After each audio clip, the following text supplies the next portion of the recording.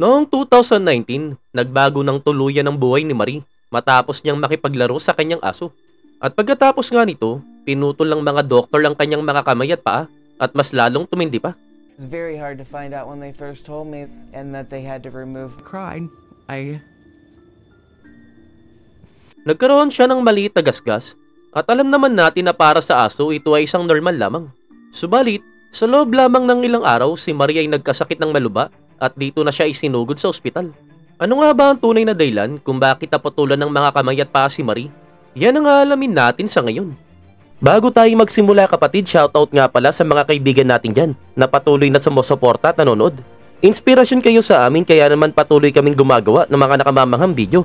Kaya naman wag na natin patagalin pa. Simulan na natin.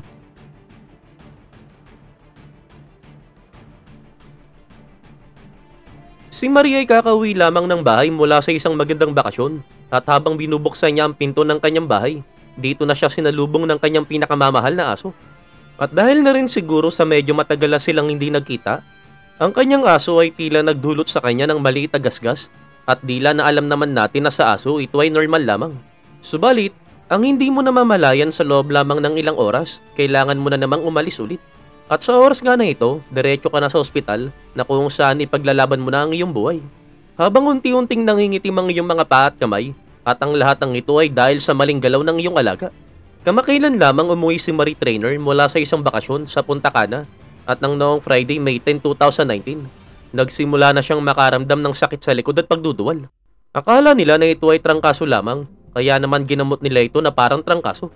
Subalit pagsapit ang 2:00 ng umaga sa susunod na araw, pagkatapos magtaas baba ang kanyang temperatura, siya at ang kanyang asawa ay nag-decide ng pumunta sa ospital.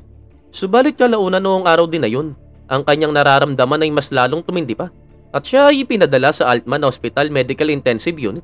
Nagrereklamo siya ng matinding pananakit ang kanyang mga kamay at binti. At noong linggo May 12 hindi na siya makahinga. Kaya naman nag-decide na ang mga doktor na bigyan na siya ng life support at medically induced coma. Ang stepdaughter naman ni Marie na si Gina Premier na isang nurse sa parehong ospital ay sinabi na hindi namin alam kung ano ang sanhi ng pangyayari. Subalit ang alam lang namin ito ay isang uri ng infection. Talagang hindi matukoy ng mga medical staff ang sanhi ng infection na umahataw sa katawan ni Marie.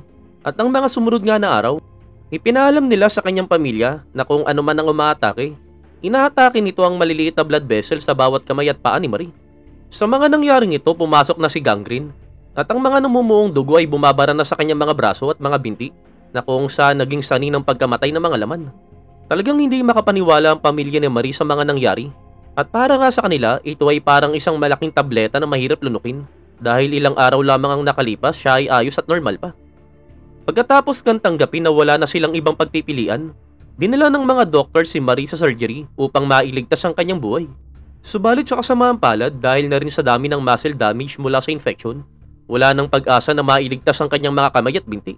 Subalit pagkatapos nilang putulin ng mga ito, ang mga doktor ay talagang hindi huminto na alisin ang mga blood clot sa kanyang mga braso sa pagsisikap na mailigtas ang pwede pang mailigtas. At nang umabot na nga ng 7 oras ang operasyon, ayon mismo sa doktor na si Dr. AJ Seth, nakatanggal na sila ng halos 40 hanggang 50 clots.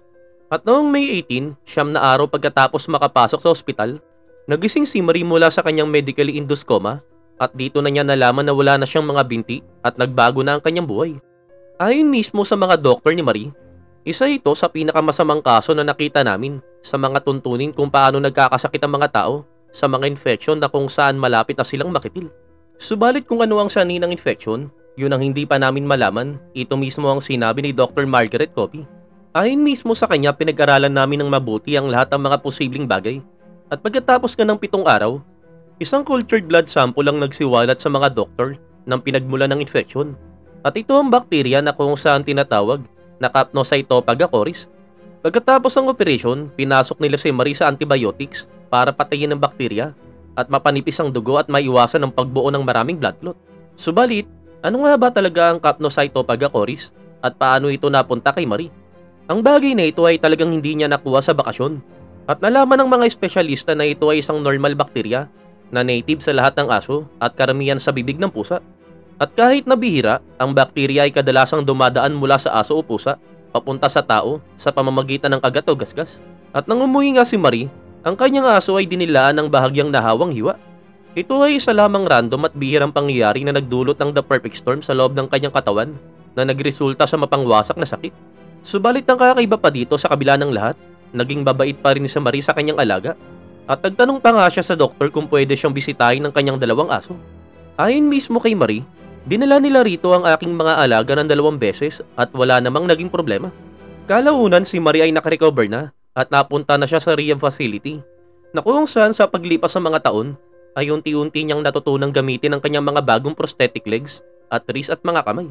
At ayon mismo sa kanya, ang sarap sa pakiramdam na siya ay gumaling na. Kaya naman gawing mong halimbawa si Marie at maging maingat at siguruhin na kahit na ang pinakamaliit na pinsala ay gamutin, lalo na kung mayroon kang mga alagang aso at pusa. Ngayon, ikaw, kung ikaw ang nasa kalagayan ni Marie, ano ang gagawin mo sa iyong mga alaga? Ipaalam mo naman sa amin sa komento.